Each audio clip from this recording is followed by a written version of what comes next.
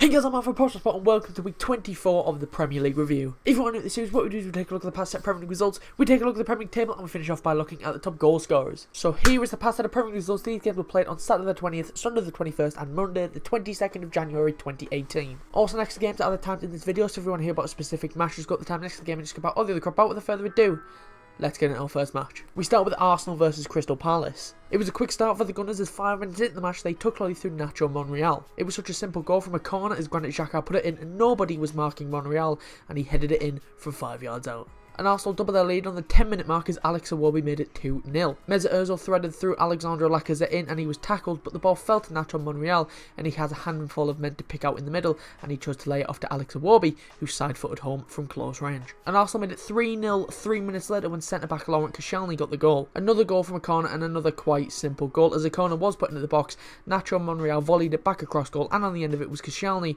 who finished from point-blank range. And Arsenal made it 4-0 in the 20th minute. Yes, Arsenal were up 4-0 in 20 minutes. Mesut Ozil and Jack Wilshere played a 1-2 and then the German backheeled it into the path of Lacazette and he finished first time from 12 yards out. But Crystal Palace would get a late consolation goal as Luka Milivojevic made it 4-1 in the 78th minute. It came from a corner and it was a great goal as well as Milivojevic chested it with his back towards goal and swivelled on the spot and struck the ball into the bottom corner. And that's how the game ended. Arsenal fans will be relieved that their squad has finally picked up a win, with this being their first win in 3 Premier League games and their first win in 5 games in all competitions. Alexis Sanchez wasn't in the squad and the move to Manchester United imminent, and if they keep performing like this without him, Arsenal fans won't miss him.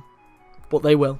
Give it a few weeks when they lose to Swansea, and then they'll have the banners out. And we were at Brighton versus Chelsea. It didn't take long for this one to get going as only 3 minutes into the game, Chelsea took the lead through Eden Hazard. It was so easy for the Blues as Victor Moses' low cross was slightly deflected and it was straight into the path of the Belgian, who took a touch and smashed it home. And 3 minutes later, Chelsea doubled their lead when Willian got on the score sheet. It was a great goal as Brighton's defence just couldn't deal with early Chelsea pressure and they couldn't deal with the one-touch passing between Michy Batshuayi, Willian and Eden Hazard, and it was Batshuayi's layoff that set Willian through on goal and the Brazilian fired the ball past Matty Ryan. And Chelsea got their third in the 77th minute when Eden Hazard got his second of the match. Brighton had been attacking and finally Chelsea caught them out on the break as Willian played a long through ball to Eden Hazard, and with nothing but the goal in front of him, the Belgian gave Matty Ryan the eyes and slotted home from inside the box. And Chelsea rounded the game off in the 89th minute when Victor Moses made it 4-0. It came as substitute Charlie Musonda dinked an absolutely gorgeous ball into the path of the wide man. He took it down beautifully and put the ball home. And as the game ended, what else can I add? Chelsea were the better side, and after 3 0-0 draws in a row,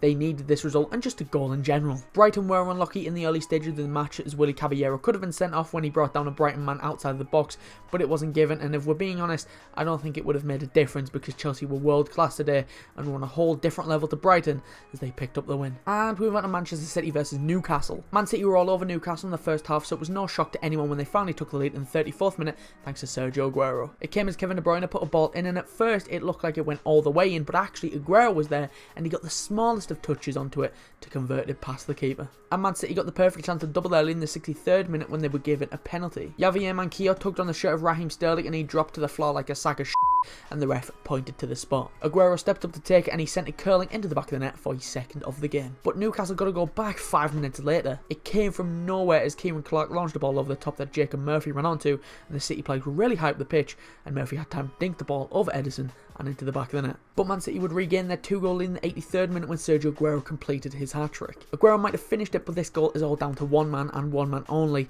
Leroy Sané, as he twisted and turned his way past countless Newcastle tackles before picking out his man in the box and Aguero put it home. And that's how the game ended as Manchester City looked to restart their unbeaten run following last week's loss to Liverpool. Newcastle have nothing to be ashamed of, to be honest. They went for it in the second half and they caused some mistakes on the City backline, but a perfect hat-trick from Aguero was enough to win the game for the league leaders. And we went to Leicester versus Watford. Leicester got the perfect chance to take the lead in the 40th minute when they were given a penalty as Jamie Vardy was brought down in the box by Molly Varga and the ref pointing to the spot. Jamie Vardy stepped up to take it and he planted it in the bottom corner for his 11th of the season. And Leicester wrapped the game up in the 90th minute when Riyad Mahrez made it 2-0. And that's how the game ended. Watford continued to underperform as they have now won just 1 game in their past 11. Man, he then sprinted into the box and covered, and they are now up to 7th. But Watford are struggling right now. Their attackers are just not up to scratch recently, with Richarlison dropping off and Andrew Gray has underwhelmed since joining, and that's part of the reason why early Sunday morning Watford parted ways with their manager Marco Silva. I think it's a bit harsh on Silva. Since he's took over, the form has been pretty much the same.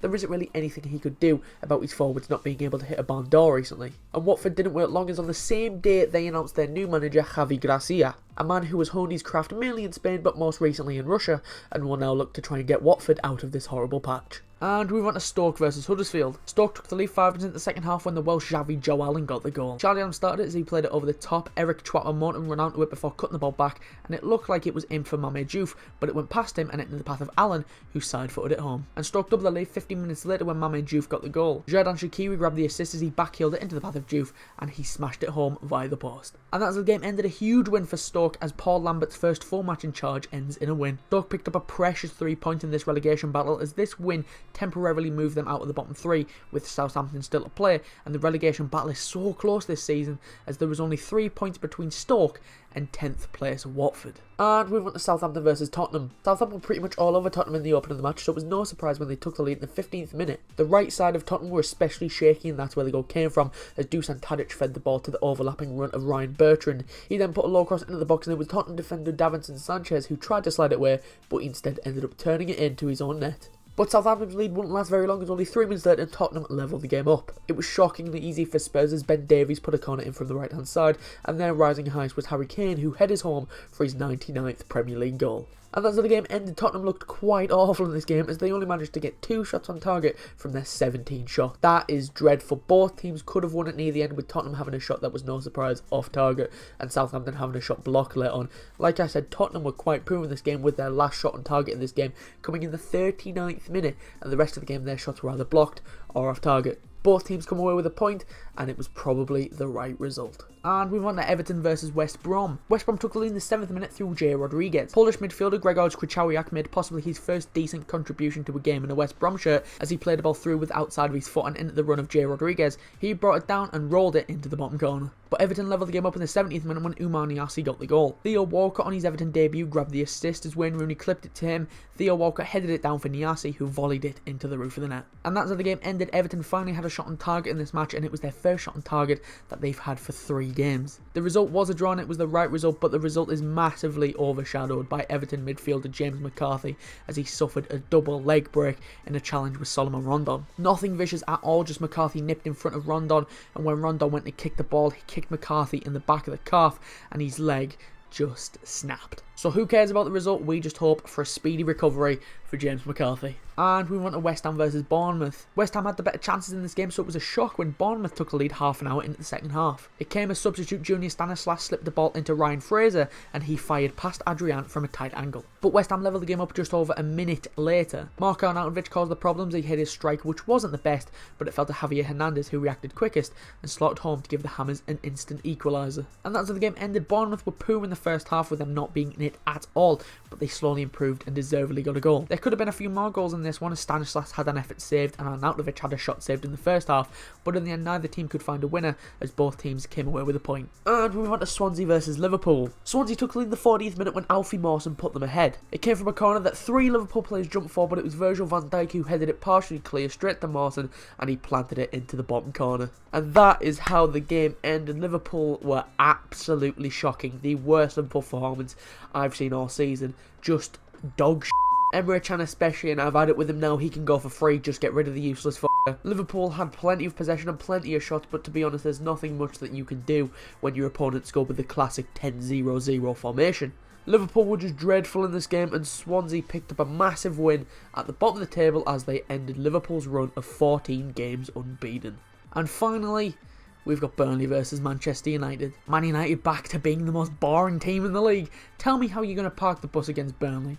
You're an actual joke. Man United took the lead in the 54th minute thanks to Anthony Martial. Romelu Lukaku slipped the ball through to Martial and he struck it back across the keeper and it went in via the underside of the bar. And that's it. Literally nothing else happened. Burnley were unlucky not to get an equaliser in the second half as they went for United, and that's the one thing United don't like when you attack them. United did pick up the 3 points, but they were quite lucky to hold on to them. So that's all the games I've got for you this time. Before we go, let's take a look at the Premier League table and top goal scorers, starting off with the Premier League table. Start with top 5, and as you can see, Manchester City are on the top following their win over Newcastle. Manchester United United are second after they beat Burnley. Chelsea are third after they put 4 past Brighton. Liverpool are fourth with the loss to Swansea. And Tottenham make up the top 5 following their draw with Southampton. Moving on to the bottom 5, and Swansea close the gap at the bottom following their massive win over Liverpool. West Brom are 19th following their draw with Everton. Southampton make up the relegation zone after they drew with Tottenham. Stoke jumped out of the relegation zone following their win over Huddersfield, and Brighton make up the bottom 5 following their loss to Chelsea. Moving on to the top goal scorers, and as you can see, Harry Kane is still on the top, and his goal against Southampton moved him up to 21 goals and 1 assist. Mohamed Salah wasn't able to find the net in Wales, and he stayed on 18 goals and 6 assists. Sergio Aguero's hat-trick against Newcastle shot him up to 16 goals and 5 assists. Raheem Sterling is 4th on 14 goals and 4 assists, and Romelu Lukaku makes up the top 5 on 11 goals